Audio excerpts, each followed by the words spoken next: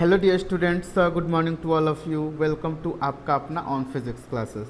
बच्चों, last class में हम लोग ने ओम्स लॉ को डिस्कस किया था। उसके साथ ही हम लोग ने समझा था रेसिस्टेंस क्या होता है, रेसिस्टिविटी क्या होता है, बेसिक क्वेश्चन को भी सॉल्व किया था। आज के लेक्चर में बच्चों हम लोग डिस्कस करेंगे temperature dependence of resistivity and conductivity. किसी कंडक्टर का रेसिस्टेंस या रेसिस्टिविटी, कंडक्टिविटी टेम्परेचर के अकॉर्डिंग कैसे चेंज होता है, उसका वैल्यू कैसे फाइंड करते हैं, इस चीज़ को आज के क्लास में बच्चों कवर करेंगे। तो शुरू करते हैं बच्चों आज का lecture, temperature dependence of resistivity and conductivity. तो देखो बच्चों, हम लोग ने फर्स्ट क्लास से सेकंड क्लास में हम लोग ने पढ़ा था sigma equal to N E square tau upon M.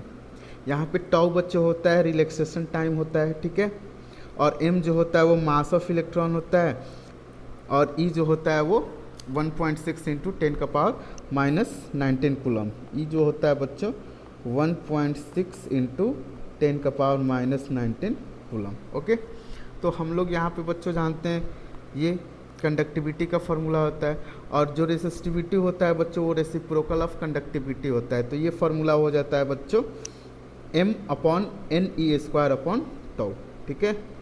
तो दूसरा फार्मूला हमारा जो बच्चों होता है वो होता है rho equal to m upon N E square tau. और ड्रिफ्ट वेलोसिटी का हम लोग फार्मूला बच्चों जानते हैं E tau upon m। Okay, तो देखो बच्चों, यहाँ पे हम लोग को जो समझना है वो समझना है रेसिस्टिविटी कैसे टेम्परेचर पे डिपेंड करेगा, ठीक है। तो देखो बच्चों, अगर मैं पूछूँ रेसिस्टिविटी रिलैक्सेशन टाइम के क्या है, तो बोलोगे रेसिस्टिविटी जो है वो रिलैक्सेशन टाइम के इन्वर्सली प्रोपोर्शनल है, ठीक है।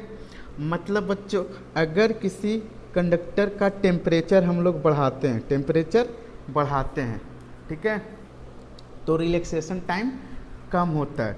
अगर बच्चों हम लोग टेम्परेचर को इंक्रीज करते हैं तो रिलैक्सेशन टाइम बच्चों डिक्रीज करता है। और एवरेज वेलोसिटी ऑफ इलेक्ट्रॉन, जिसको हम लोग ड्रिफ्ट वेलोसिटी बोलते हैं, तो ड्रिफ्ट वेलोसिटी अगर रिलैक्सेशन टाइम कम हुआ तो ड्रिफ्ट वेलोसिटी भी कम होगा, तो ड्रिफ्ट वेलोसिटी कम होता है, ठीक है। तो अगर बच्चों रिलैक्सेशन टाइम कम होता है जब हम लोग टेम्परेचर इंक्रीज करते हैं, तो रेसिस्टिविटी जो है वो इन्वर्सली प्रोपोर्शनल टू है रिलैक्सेशन टाइम। तो ये बच्चों अगर कम हो रहा है तो ये चीज़ बढ़ेगा, मीन्स रिलैक्सेशन टाइम कम हो रहा है तो रेसिस्टिविटी बढ़ेगा, ठीक है। तो resistivity inversely proportional to relaxation time होता है, ठीक। अब आते हैं बच्चों अपने टॉपिक पे, ठीक है। तो देखो बच्चों, हमने यहाँ पे एक कंडक्टर को कंसीडर किया है, ठीक है, एक कंडक्टर को कंसीडर किया है, ठीक। अगर मान लेते हैं बच्चों इस कंडक्टर का जो टेम्परेचर है वो टी नट टेम्परेचर है, इनिशियल टेम्परेचर टी नट है, और उस पर जो इस कंडक्टर का रेसिस्टिविटी है बच्चों वो रो नट है, ठीक है। ओके, अब बच्चों एट टेम्परेचर टी इसका रेसिस्टिविटी हो जाता है बच्चों रो, ठीक है। तो जो रिलेशन होता है बच्चों एट टेम्परेचर टी पे रेसिस्टिविटी का, वो होता है बच्चों rho equal to rho naught 1 plus alpha T minus T naught, ठीक है। तो इस इक्वेशन के करस्पॉन्डिंग बच्चों हमारा जो वैल्यू होगा किसका, रेसिस्टिविटी का, वो वेरी करेगा, ठीक है। मीन्स टेम्परेचर बढ़ाएंगे तो रेसिस्टिविटी बढ़ेगा, कितना टेम्परेचर बढ़ाएंगे तो कितना रेसिस्टिविटी बढ़ेगा, उस चीज़ को हम लोग कैलकुलेट करने के लिए बच्चों इस इक्वेशन का यूज करेंगे, ठीक है। यहाँ पे बच्चों रो जो होता है वो resistivity of conductor at temperature T, rho naught होता है बच्चों resistivity of conductor at temperature T naught, okay. और अल्फ़ा जो होता है बच्चों, ध्यान देना, अल्फ़ा जो होता है वो टेम्परेचर कोफिशिएंट होता है ऑफ रेसिस्टिविटी। अल्फ़ा क्या होता है बच्चों, temperature coefficient of resistivity, resistivity का टेम्परेचर कोफिशिएंट होता है, ठीक। अब जो अल्फ़ा का यूनिट होता है ना बच्चों, यूनिट ऑफ अल्फ़ा वो होता है बच्चों पर degree Celsius. Unit of alpha क्या होता है बच्चों, पर डिग्री सेल्सियस होता है, ठीक है। इसको हम लोग ऐसे भी लिख सकते हैं सेल्सियस का पावर -1, ठीक है। तो यूनिट बच्चों याद रखना, अल्फ़ा का जो यूनिट होता है पर डिग्री सेल्सियस। तो बच्चों क्वेश्चन में टेम्परेचर केल्विन में दिया रहेगा तो उसको हम लोग सेल्सियस में या सेल्सियस में दिया रहेगा तो केल्विन में क्वेश्चन के अकॉर्डिंग हम लोग देख करके उसको सॉल्यूशन करेंगे, ठीक है। अब आते हैं बच्चों हम लोग नेक्स्ट टॉपिक पे, ठीक। तो अगर मैं बोलूँ बच्चों, हम लोग ने जो पढ़ा है रेसिस्टेंस इक्वल टू वो रो के फॉर्म में रो एल अपॉन ए हम लोग ने पढ़ा है, R equal to rho L upon A, ठीक है। तो यहाँ से बच्चों अगर मैं पूछूँ रेसिस्टिविटी क्या होता है, या इस इक्वेशन को हम लोग ऐसे भी लिख सकते हैं rho equal to R A upon L. अब देखो बच्चों इस इक्वेशन से अगर मैं पूछूं रेसिस्टिविटी क्या होता है, रेसिस्टिविटी क्या होता है, तो बोलोगे रेसिस्टिविटी जो होता है वो रेसिस्टेंस होता है। कैसा रेसिस्टेंस, जब वायर का cross section area 1 meter square और लेंथ जो हो बच्चों वो 1 मीटर हो, तो जो रेसिस्टेंस होगा वही क्या होगा, रेसिस्टिविटी होगा, ठीक है। तो रेसिस्टेंस, अगर बच्चों किसी कंडक्टर का रेसिस्टेंस बढ़ता है तो रेसिस्टिविटी भी बढ़ेगा, रेसिस्टेंस कम होता है तो रेसिस्टिविटी भी कम होगा, ठीक है। तो इस इक्वेशन को बच्चों हम लोग रेसिस्टेंस के लिए लिख लेंगे फॉर रेसिस्टेंस, रेसिस्टेंस के लिए वो इक्वेशन को हम लोग बच्चों लिख लेंगे R equal to R naught, R equal to R nut 1 plus alpha T minus T naught, ठीक है। अब यहाँ पे बच्चों आर नट जो है वो resistance at temperature T naught, ठीक है। मान लो हमारे पास ये कंडक्टर है, ठीक है। इस कंडक्टर का जो टी नट टेम्परेचर पे जो रेसिस्टेंस है वो आर नट। अब उसका टेम्परेचर बच्चों कुछ हो जाता है टी, तो उसका रेसिस्टेंस हो जाता है आर। तो आर कैसे वेरी करेगा, आर का क्या वैल्यू होगा, उस चीज़ को हम लोग फाइंड करने के लिए यूज करते हैं R equal to R nut 1 plus alpha T minus T naught, ठीक है। जैसे रेसिस्टिविटी का फॉर्मूला है वैसे ही बच्चों वैसे ही रेसिस्टेंस का भी है, ठीक है। जैसे रेसिस्टिविटी का है वैसे ही रेसिस्टेंस का है। तो कोई एक फार्मूला बच्चों याद रखना, रो के जगह आर रख दोगे तो रेसिस्टेंस वाला फार्मूला हो जाएगा, ठीक है। अब देखो बच्चों यहाँ पे R naught resistance at temperature T naught है और R resistance at temperature T, ठीक है। अब यहाँ पे देखो बच्चों अल्फ़ा को क्या बोलेंगे, अल्फ़ा को हम लोग बोलेंगे बच्चों, अल्फ़ा को बोलेंगे temperature, temperature coefficient, temperature coefficient of resistance बोलेंगे, ठीक है। टेम्परेचर कोफिशिएंट ऑफ रेसिस्टेंस बोलेंगे, किसको, अल्फ़ा को बोलेंगे। इसका भी यूनिट बच्चों वही होगा जो रेसिस्टिविटी के केस में था, ठीक है। तो अल्फ़ा को बोलेंगे टेम्परेचर कोफिशिएंट ऑफ रेसिस्टेंस, ठीक है, टेम्परेचर कोफिशिएंट ऑफ रेसिस्टेंस। अब आ जाओ बच्चों हम लोग ग्राफ से समझते हैं इस सब चीज़ों को, ठीक है। तो मान लो बच्चों हमारे पास 3 सब्सटेंस है, कितने सब्सटेंस है, 3 सब्सटेंस। एक ले लो बच्चों कंडक्टर, एक ले लो कंडक्टर, दूसरा ले लो बच्चों इंसुलेटर, इंसुलेटर, और तीसरा ले लो बच्चों सेमीकंडक्टर, सेमी कंडक्टर, ठीक है। तो हमारे पास कितने सब्सटेंस है, 3 सब्सटेंस है। अब इन तीनों सब्सटेंस या एलिमेंट को हम लोग ग्राफिकली रिप्रेजेंट करना है। कैसे हम ग्राफिकली रिप्रेजेंट करेंगे कि रेसिस्टेंस या रेसिस्टिविटी टेम्परेचर के अकॉर्डिंग कैसे वेरी करता है। तो ग्राफिकली देखो बच्चों, सबसे पहला मैं ग्राफ ड्रॉ कर रहा हूँ, वो रहेगा हमारा कंडक्टर का, ठीक है। तो कंडक्टर का येलो कलर से लिया हूँ, तो कंडक्टर का जो बच्चों ग्राफ रहेगा वो हमारा इस प्रकार वेरी करेगा, ठीक है। जैसे जैसे टेम्परेचर बढ़ रहा है, देखो बच्चों जैसे जैसे टेम्परेचर बढ़ रहा है तो रेसिस्टेंस रेसिस्टिविटी बढ़ रहा है, ठीक है, ओके। ये किसके लिए ग्राफ है बच्चों, फॉर कंडक्टर, किसके लिए ग्राफ है, फॉर कंडक्टर, किसके लिए ग्राफ है, फॉर कंडक्टर, ठीक है। दूसरा आ जाओ बच्चों फॉर सेमीकंडक्टर। तो देखो बच्चों सेमीकंडक्टर जब मैं चैप्टर को पढ़ाऊंगा तो सेमीकंडक्टर में जो रेसिस्टेंस होता है बच्चों, रेसिस्टेंस टेम्परेचर बढ़ाने पे रेसिस्टेंस कम होता है। ध्यान देना, सेमीकंडक्टर के केस में टेम्परेचर बढ़ाने पे रेसिस्टेंस कम होता है और रेसिस्टिविटी भी कम होता है। तो इसका जो ग्राफ हो जाएगा बच्चों, वो टेम्परेचर बढ़ाने पे रेसिस्टिविटी क्या होगा, घटेगा। ठीक है, तो देखो ये जो ग्राफ होगा बच्चों वो इस प्रकार होगा। देखो टेम्परेचर बढ़ाने पे इसका जो वैल्यू हो रहा है बच्चों वो क्या हो रहा है, डिक्रीज हो रहा है। ठीक है, तो ये किसके लिए हो गया बच्चों, फॉर सेमीकंडक्टर। ठीक है, फॉर सेमीकंडक्टर में हो जाएगा बच्चों जर्मेनियम, सिलिकॉन। ठीक है, ये सब सेमीकंडक्टर है। ठीक, सेमीकंडक्टर का एक प्रॉपर चैप्टर है, उसमें हम लोग डिटेल्स में पढ़ेंगे। ठीक है, तीसरा आ जाओ बच्चों एलॉयज।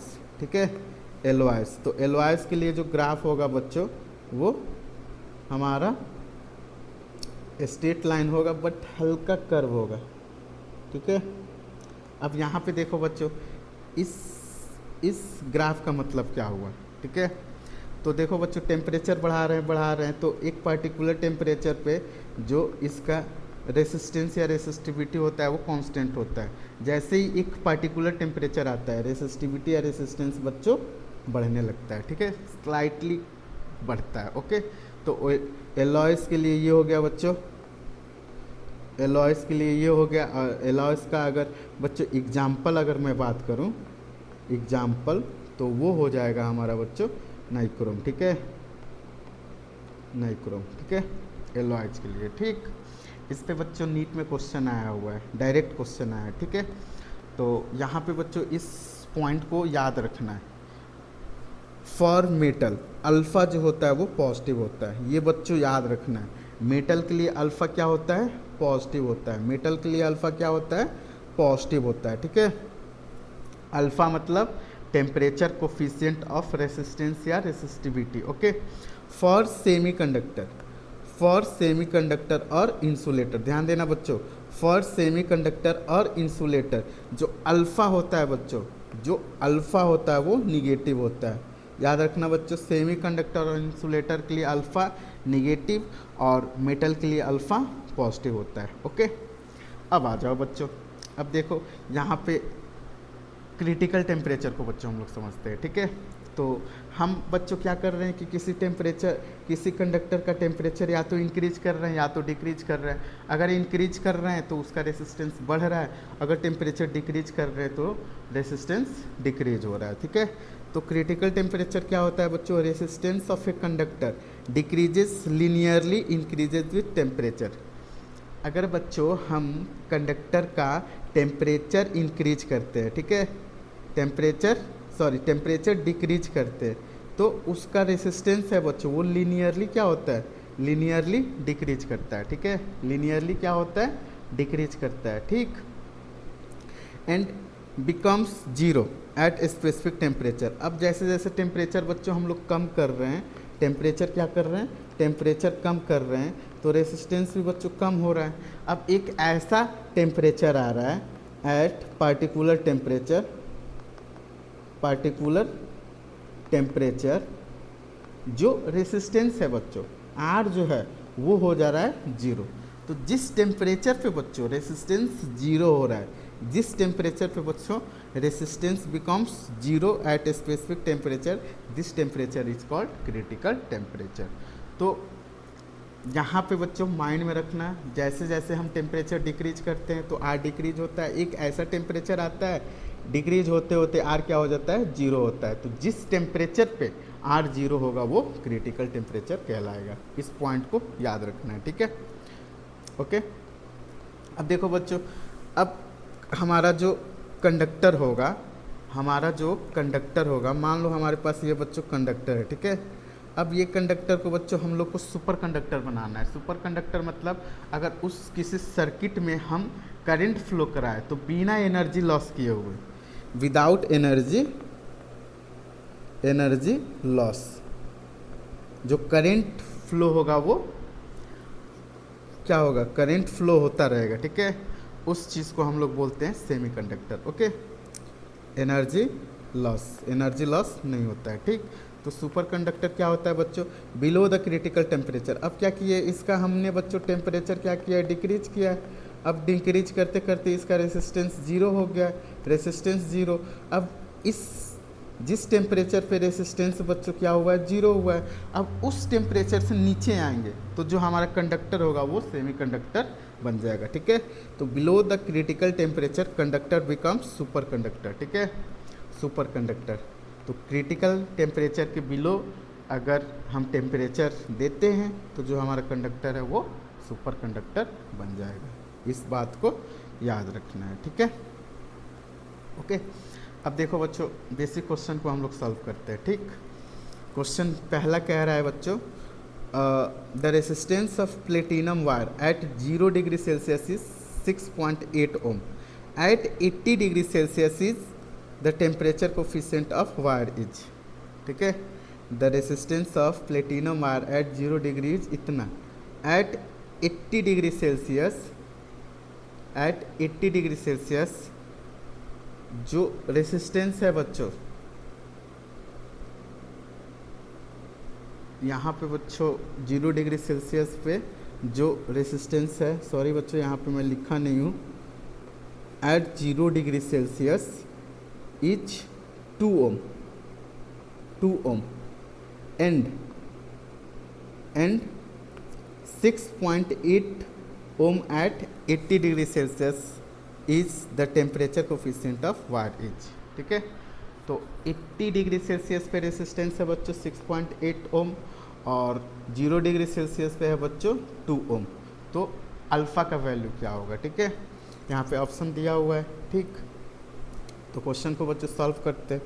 सॉल्व करने के लिए बच्चों हम सबसे पहले क्या लिखेंगे, दिया क्या है, तो एक दिया है 2 ओम रेसिस्टेंस, कितने डिग्री, एट 0 डिग्री सेल्सियस पे। ठीक है, दूसरा दिया है बच्चों 6.8 ओम एट 80 डिग्री सेल्सियस पे। ठीक है, तो इसको मान लो बच्चों R, इसको मान लो बच्चों R और इसको मान लो बच्चों R0। ठीक है, तो ये हो गया बच्चों T0 और ये हो गया T, ये हो गया T।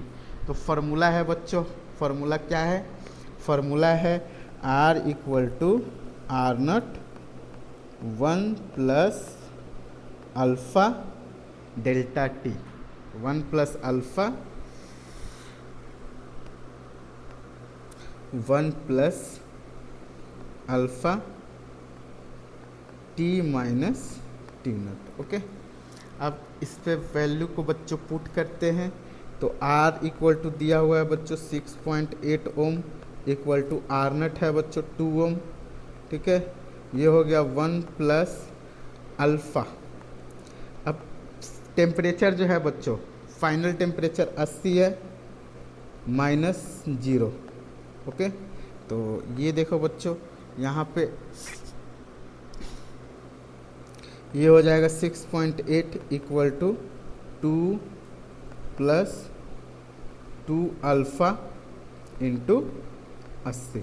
ठीक है, तो यहाँ पे बच्चों ये देखो 2 इधर आएगा तो ये हो जाएगा 6.8 में से 2 जाएगा बच्चों तो ये हो जाएगा 4.8 इक्वल टू 160 अल्फ़ा। ओके, तो अल्फ़ा इक्वल टू हो जाएगा बच्चों 4.8 अपॉन 160। ओके, तो इसको लिख लेंगे बच्चों 448, इसको लिख लेते हैं बच्चों 1600। ओके, अब इसको बच्चों कैंसिल आउट करते हैं तो ये देखो बच्चों 16 × 48 हो जाता है, 16 × 48 इंटू 10 का पावर -2 पर डिग्री सेल्सियस। तो अल्फ़ा का वैल्यू बच्चों आ गया 3 इंटू 10 का पावर -2 पर डिग्री सेल्सियस। ओके, अब देखो बच्चों ये दूसरा क्वेश्चन क्या कह रहा है, क्वेश्चन कह रहा है बच्चों which of the flowing graphs of variation of resistivity rho with temperature T for copper. ये भी बच्चों नीट में पूछा हुआ क्वेश्चन है। ठीक, यहाँ पे बच्चों ग्राफ दिया हुआ है, रेसिस्टिविटी और टेम्परेचर के अकॉर्डिंग ग्राफ जो है वो वेरी कर रहा है। ठीक है, तो ये जो ग्राफ है बच्चों, कॉपर जो होता है वो मेटल होता है, कॉपर क्या होता है मेटल होता है, तो मेटल के लिए ग्राफ का वेरिएशन कैसा होगा। तो अगर मैं बच्चों बात करूं मेटल का, किसका, मेटल का, ठीक है। तो मेटल का अगर टेम्परेचर बढ़ाते हैं बच्चों, टेम्परेचर बढ़ाते हैं तो उसका रेसिस्टिविटी बढ़ता है। तो लिनियरली तो बढ़ेगा नहीं, क्योंकि यहाँ पे हम लोग ने ग्राफ में देखा है, यहाँ पे ये जो ग्राफ है फॉर कंडक्टर है, और कंडक्टर में हमारा कॉपर आ जाएगा बच्चों, ठीक है, कॉपर आएगा। तो ये देखो बच्चों रेसिस्टिविटी टाइम के साथ तो घटेगा नहीं, ओके। और ये भी रेसिस्टिविटी बच्चों टाइम के साथ घटेगा नहीं। और इस केस में देखो बच्चों रेसिस्टिविटी जो है वो टाइम के साथ इंक्रीज कर रहा है। और जो हमने ऊपर ग्राफ बनाया था वो ऐसा ही था, ठीक है, ओके। तो ऑप्शन नंबर कौन सा हो जाएगा बच्चों, ऑप्शन सी हो जाएगा, ठीक। अब आ जाओ बच्चों इस क्वेश्चन को करते हैं, ठीक है। The solid which have the negative temperature of resistance are, ठीक है। यहाँ पे बच्चों अलग अलग सॉलिड दिया है, ठीक है। क्वेश्चन में कह रहा है कि कौन सा ऐसा सॉलिड सब्सटेंस होगा जिसका टेम्परेचर कोफिशिएंट निगेटिव होगा, टेम्परेचर कोफिशिएंट निगेटिव होगा, ठीक है। पहला दिया है मेटल, दूसरा दिया है इंसुलेटर, तीसरा सेमीकंडक्टर और चौथा इंसुलेटर। तो अभी जस्ट मैंने बच्चों यहाँ पे बताया, यहाँ पे क्या बताया, इस पॉइंट को याद रखना है। टेम्परेचर कोफिशिएंट ऑफ, इस पॉइंट को बच्चों याद रखना है फॉर सेमीकंडक्टर और इंसुलेटर, अल्फा जो होता है वो निगेटिव होता है, ठीक है। तो कौन सा ऑप्शन सही हो जाएगा बच्चों, ऑप्शन डी। कौन सा ऑप्शन सही होगा, ऑप्शन डी। ऑप्शन डी में इंसुलेटर एंड सेमीकंडक्टर का जो अल्फा होता है, अल्फा जो होता है बच्चों वो निगेटिव होता है, ठीक है, ओके। अब आ जाते हैं बच्चों लास्ट क्वेश्चन पे, ठीक। इस क्वेश्चन को बच्चों ध्यान देना और इस क्वेश्चन को बच्चों प्रैक्टिस भी कर लेना, ठीक है, ओके। क्वेश्चन क्या कह रहा है, the temperature coefficient of resistance of a wire is this, alpha का वैल्यू बच्चों दिया हुआ है, ठीक है। At 100 degree Celsius it resistance is 2 ohm, 100 degree Celsius पे रेसिस्टेंस कितना है बच्चों, 2 ओम है। At which temperature resistance of wire will be 3 ohm, मतलब किस टेम्परेचर पे वायर जो होगा वो रेसिस्टेंस वो 3 ओम होगा, ठीक है। तो सिंपल बच्चों एक को मान लेता हूँ मैं रेसिस्टेंस R1, अल्फ़ा दिया है बच्चों, सॉल्यूशन अल्फ़ा दिया है बच्चों 0.00145 पर डिग्री सेल्सियस, ठीक है। अब देखो बच्चों इसको मान लेता हूँ मैं at T1, T1 equal to 100 degree Celsius, okay. Resistance जो दिया है R1 मान लेता हूँ 2 ओम, ओके, ओके।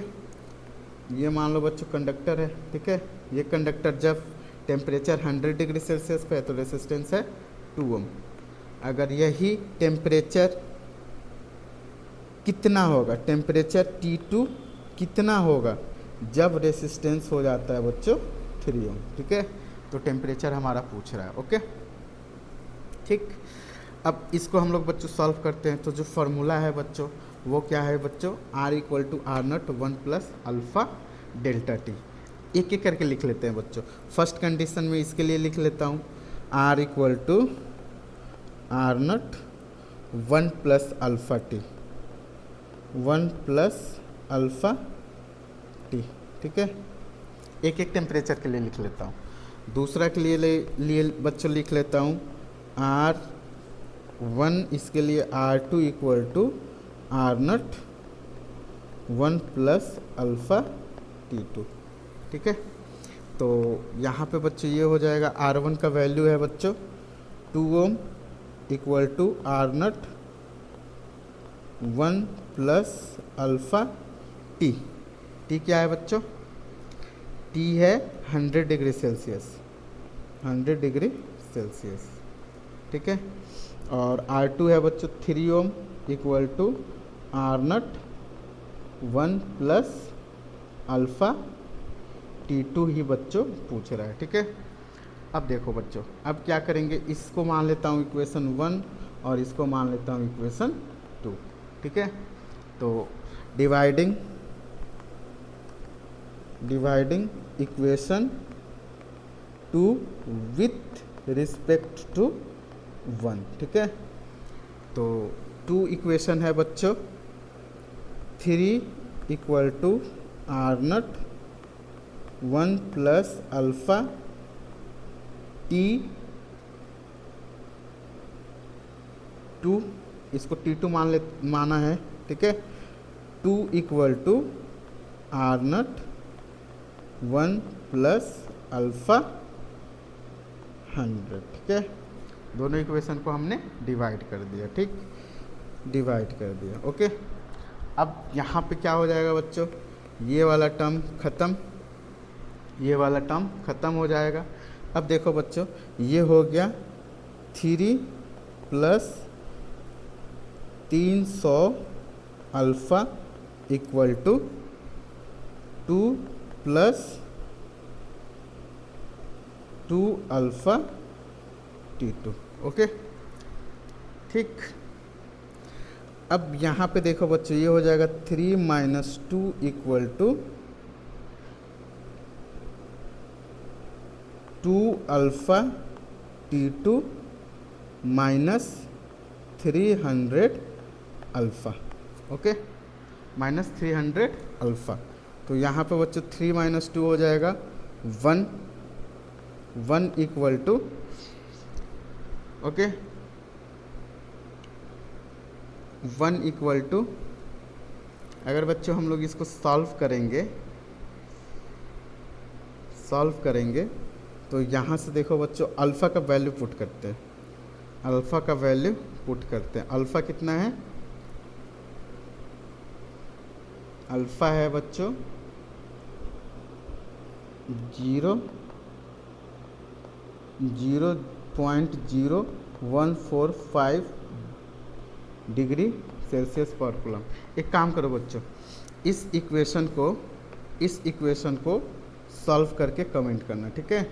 इसका जो वैल्यू आएगा बच्चों, मैं डायरेक्ट लिख दे रहा हूँ, इसका जो वैल्यू आएगा 2 alpha T2 minus 300 alpha, T2 का जो वैल्यू आएगा बच्चों वो 494.8 डिग्री सेल्सियस, ठीक है। T2 का वैल्यू ये आएगा, ओके। इसको बच्चों केल्विन में चेंज कर लेना, ठीक।